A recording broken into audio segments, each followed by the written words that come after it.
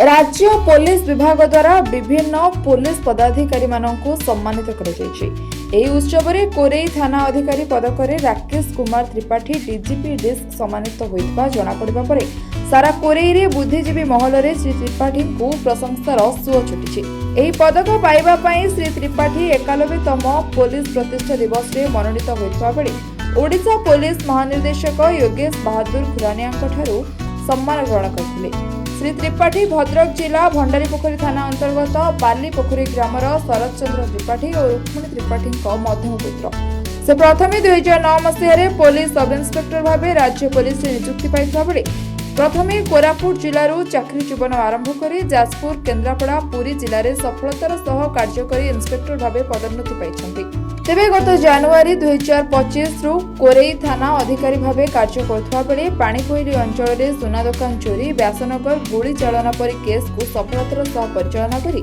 मुख्य आसामी को गिरफ्त करने शांति श्रृंखला बजाय रखा सह अपराध कम करिबारे प्रमुख भूमिका नेउछन्ति। कोरेई थाना अधिकारी राकेश त्रिपाठी को डीजीपी डिस्क सम्मानित कले डीजीपी। खबर पाइबा परे कोरेई अंचल खुशीर लहरी खेल निश्चय मुझे कल गणमाध्यम जरिया जाना पाइली आम राकेश सार कल जो पुरस्कार पाई जाजपुर जिलार प्रशंसा पाई डीजी ठार निश्चय आम जानी से जड़े दक्ष मनीष एवं कार्यकला विषय में देखुलू आसिया समय जो परिस्थिति आम कोरेई अंचल आज पर्यटन जो परिस्थिति से आम देखुचु से कौन कि जड़े गोटे हिंदू मुस्लिम एरिया अंचल भितर जो आईआईसी मैंने आसुँच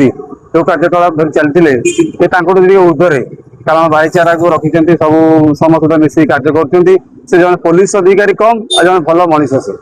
तो खास करके आम देखीचु से आज कोरेई अंचलवासी हृदय रही कारण जो मंदिर टी पड़ा जो भंगा अवस्था जो पदक्षेप नहीं सी आज आम कोरेई अंचल समस्त हृदय रही कारण मंदिर जो भाव से कर मन लगे हृदय लगे निश्चय मुझे रखी जन प्रकृत जन भल मनीष पुलिस अधिकारी कम जन भल मनीष समस्त त्रिपाठी सारे थाना जॉइन कले धीरे धीरे आम थाना परिसर कतु आरंभ कर थानार गृह धीरे धीरे सब उन्नति होगा लगे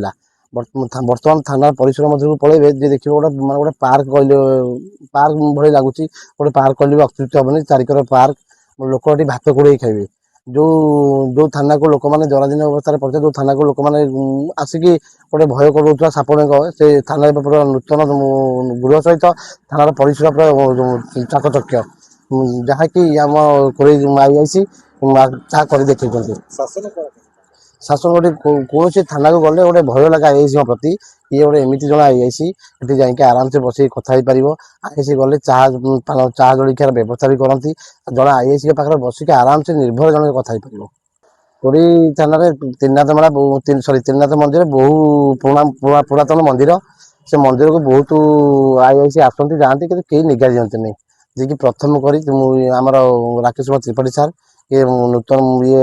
मंदिर को निगा देले से पुराना मंदिर को भांगी एक नूतन मंदिर गढ़ी तोड़े जहाँकि आम कोरेईवासी गर्व और गौरव जहाँ से कोरेईवासी देखिकी बहुत खुशी होती एत आईआईसी आसते आपत्ति ध्यान देते जे कि आम त्रिनाथ मंदिर प्रति बहुत ध्यान दी मंदिर नूतन मंदिर गढ़ी तोड़े सर्व माने सर्वश्रेष्ठ आईआईसी भाव में डीजीपी पाखर प्राइज ग्रहण कर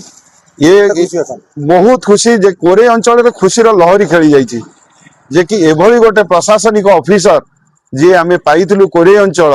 तांको पाई आम गर्वित से आज जो जिनसटा है जाजपुर जिला जिला अंचल जिला आज गर्वित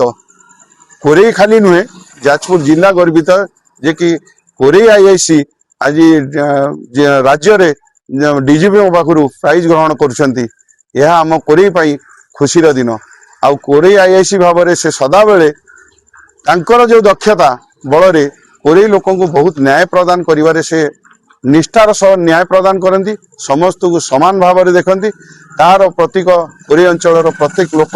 जनसाधारण हृदय से बसिकी रही देखी तो जनसाधारण माने जो पुलिस थाना गेट भीतर को जीवाई डरती ये तो कौन केमी शासन